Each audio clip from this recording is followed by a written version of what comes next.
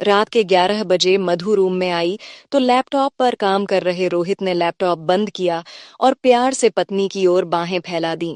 थकी हुई मधु भी 2 पलों के लिए सुकून से भर उठी।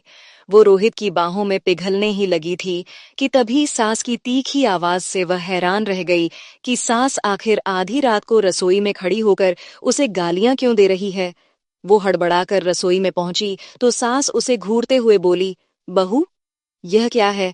तुमने 2 झूठे गिलास सिंक में ऐसे ही रख छोड़े हैं, इसे धो नहीं सकती थी। शी, हैरानी से बोली। मम्मी जी, मैं तो सारा बर्तन साफ करके ही रसोई में गई थी, ये 2 गिलास कहाँ से आ गए? वो गुस्से में बोली। मुझे क्या पता कहाँ से आ गए? यह बहाने मत बनाया करो, चुपचाप सारा काम निपटाकर ही अपने रूम में जाया करो। पता नहीं, पति के पास जाने की ऐसी भी क्या आग लगी रहती है कि घर के काम ही दिखाई नहीं देते महारानी को। मैं तुम्हें यहाँ केवल अपने बेटे से इश्क लड़ाने के लिए नहीं लाई थी, समझे तुम? शिखा है से बोली। माँ जी, ये आप कैसी बातें कर रही हैं? और मैं आपको कह रही हूं ना कि मैं सारा काम खत्म करके ही किचन से गई थी। ये 2 गिलास कहाँ से आ गए? मुझे नहीं पता। कांति जी मन ही मन कुटिलता से मुस्कुराई और सोचने लगी कि यह 2 गिलास तो मैंने ही जानबूझकर झूठा करके रख दिया है। वह गुस्से में चिल्लाते हुए बोली, काम करने का होश तो रहता नहीं है और उल्टा मुझसे बहस कर रही है। चुपचाप गिलास धोकर रख देना, जब देखो तब रूम में ही घुसे रहना है। बेशर्म कहीं की। अरे घर की बहू ऐसी नहीं होती है, थोड़ा तो तुम्हें सास का लिहाज भी करना चाहिए। अभी तक मैं जगी हूं और तुम अपने रूम में बंद हो गई। मुझे नहीं पता था कि तुम्हारे माता पिता ने तुम्हें कोई संस्कार ही नहीं दिए होंगे। मधु का गला रण गया। वह भरे गले से बोली, माँ जी, आपकी बेटी भी किसी के घर की बहू है। अगर उसे भी कोई ऐसी कड़वी बातें सुनाए तो क्या आपको अच्छा लगेगा? कांति जी गुस्से में भड़कते हुए बोली, मेरी बेटी से खुद की तुलना करने की जरूरत नहीं है। कहाँ मेरी बेटी और कहाँ तू? वह तेरे जैसी बेशर्म नहीं है। मधु की आंखों से आंसू बहने लगे। तभी रोहित भी सास बहू की बहस सुनकर रसोई में आ गया। वह चिढ़ते हुए बोला, माँ, अगर मधु कमरे में चली भी आई तो इसमें बेशर्म होने वाली कौन सी बात है? आप आधी रात तक बैठकर टीवी देखती रहती हैं, तो क्या मधु आराम करने के लिए रूम में नहीं आ सकती? उसकी माँ गुस्से में बोली, जब मैं मर जाऊंगी ना, तब तुम लोग फ्री होकर रहना। कम से कम मेरे जीते जी तो थोड़ा लिहाज कर लेते। अब तू भी पत्नी का पक्ष लेकर बोलने लगा। तू भी इसके साथ रहते रहते बेशर्म हो गया है क्या? जब मैं इस दुनिया में नहीं रहूंगी, तब तुम लोग खुलकर अय्याशी करते रहना। इतना कहकर वह गुस्से में पैर पटकते हुए वहां से चली गई और रोहित हैरान रह गया। जब से उसकी शादी हुई थी, तब से उसकी माँ का व्यवहार दिन पर दिन बदलता जा रहा था और आज तो माँ ने खुलकर उसे क्या से क्या कह सुनाया था। रोहित भी चुप नहीं रह पाया। वह गुस्से में माँ के कमरे में गया और कहने लगा, माँ, तुम क्या कहना चाहती हो कि शादी के बाद मैं अय्याशी कर रहा हूँ? क्या मैंने यह शादी यही करने के लिए की थी? अगर ऐसी ही बात थी तो तुमने मेरी शादी क्यों करवाई? बस इसीलिए कि तुम्हें घर का काम करने के लिए एक मुफ्त की नौकरानी चाहिए थी। बोलते हुए उसकी आंखों में आंसू आ गए। वह माँ से यह सारी बातें कहना तो नहीं चाहता था, लेकिन आज कांति जी ने भी उसे इतना मजबूर कर दिया था कि उसे बोलना पड़ रहा था। बेटे का यह रूप देखकर कांति जी फपक फपक कर रो पड़ी और कहने लगी कि जिस बात का डर था वही हुआ। तेरी पत्नी ने तुझ पर कोई काला जादू कर दिया है, इसीलिए तू ऐसी बातें कर रहा है, वरना पहले तो तू मेरा कितना सम्मान करता था। रमन रो पड़ा और कहने लगा, माँ, तुम ऐसी बातें क्यों करने लगी हो?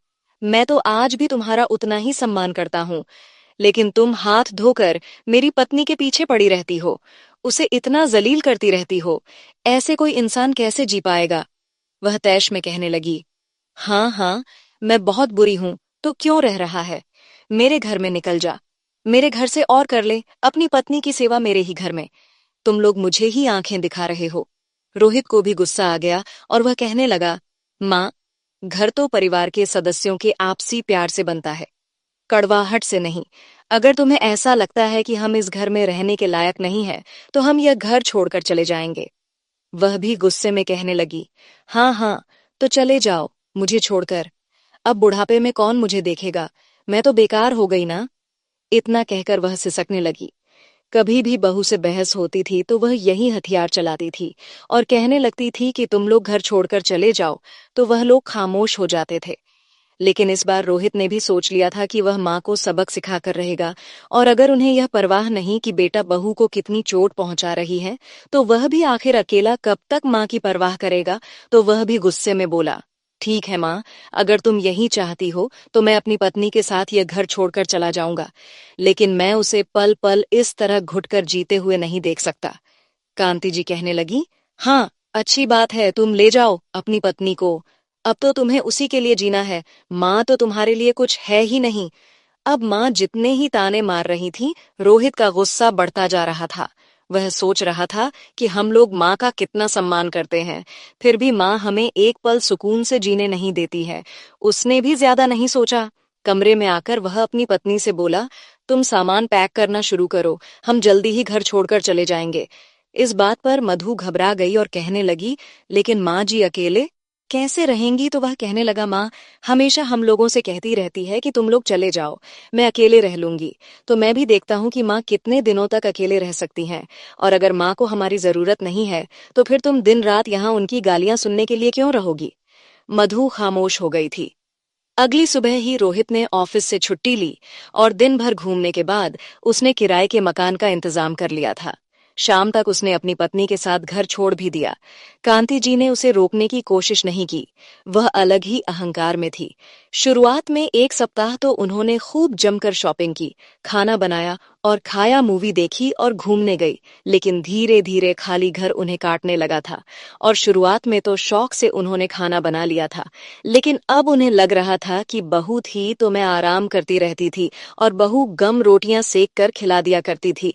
उन्होंने अपनी बेटी स्वाति को फोन करके सब कुछ बताया, तो उनकी बेटी उन्हें डांटने लगी और कहने लगी, भैया भाभी तुम्हारा कितना ध्यान रखते थे, तुमने उन लोगों को घर से जाने कैसे दिया।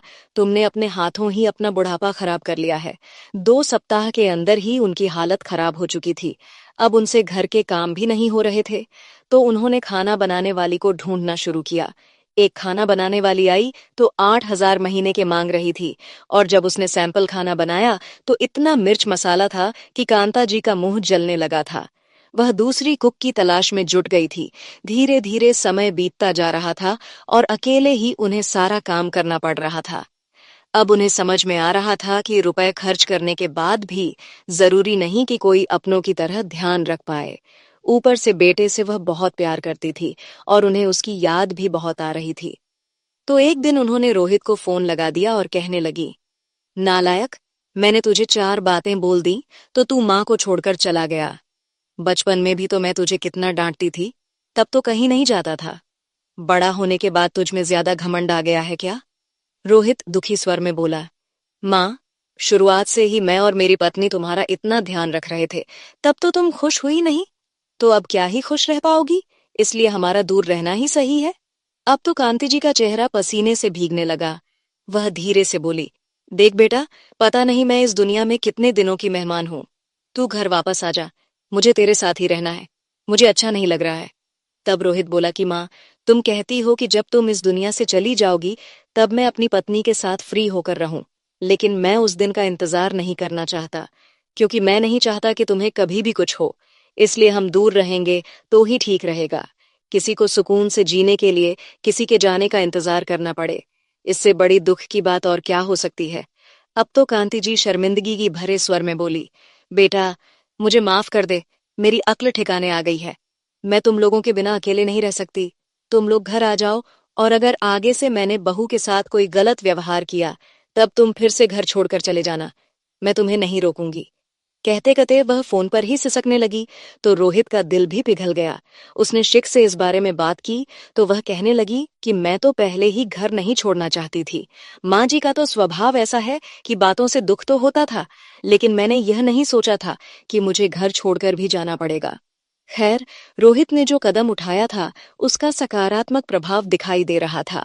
वे लोग घर वापस आ चुके थे। अब कांता जी बेटे बहू को जरा भी परेशान नहीं करती थी, और वह बहू के साथ भी धीरे धीरे सामान्य व्यवहार करने लगी थी। मधु को भी खुशी थी कि उसके पति के एक कठोर कदम ने उसके जीवन के सारे दुखों को ही समाप्त कर दिया था। इधर कांति जी भी अब अपना जीवन अपने हिसाब से जी रही थी, और बेटे बहू को भी उनके हिसाब से जिंदगी जीने दे रही थी। अब वह जानबूझकर बहू को कभी परेशान नहीं करती थी। तो दोस्तों, ये थी हमारी आज की छोटी सी कहानी। आपको ये कहानी कैसी लगी कमेंट करके ज़रूर बताएं। अगर आपको ये कहानी पसंद आई हो तो इसे लाइक करें और अपने दोस्तों के साथ शेयर करें। आगे भी ऐसी ही कहानियों के लिए हमारे चैनल को सब्सक्राइब करें और बेल आइकन दबाना ना भूलें, ताकि आप हमारी कोई भी कहानी मिस ना करें। धन्यवाद।